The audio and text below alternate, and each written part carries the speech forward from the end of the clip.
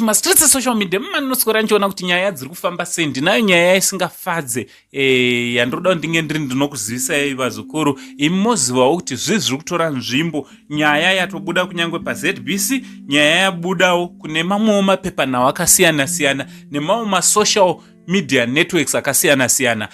Chekutanga usati wasubscribe, please subscribe, turn on your notification bell so that every time I upload a video you will be notified. Ayo nchito zviri kwese kwamuri vazukuru vasekuru seindi.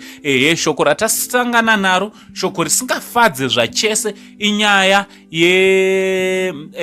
vamwe avo vanonzi ivo presidential security staff vari kunzi vapinda mutsaona iyo ikasvika payauraya vana vavo. Handiti kureva kuti 4 vavo vabva vafa.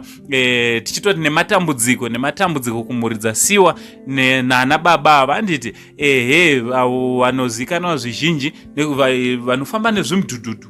Vanofamba nezvimudhudhudhu zvekomutungamiriri wenyika.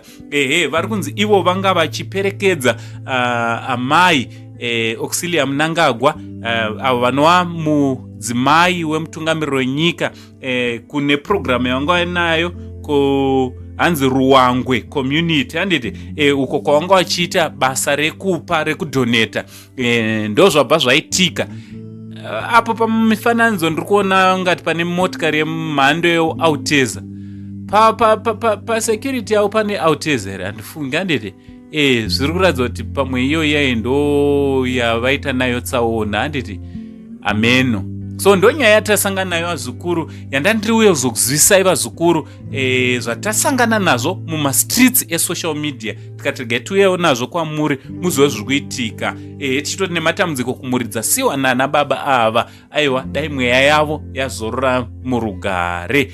So from Uncle Saint, the only Zimbabwean uncle, ngatingotaurawo mashoko ekunyaradza nemhuri. Imhuri dzatosiyiwa vazukuru nevabereki vadikani vavo. Handiti so tichiti nematambudziko kumhuri idzi.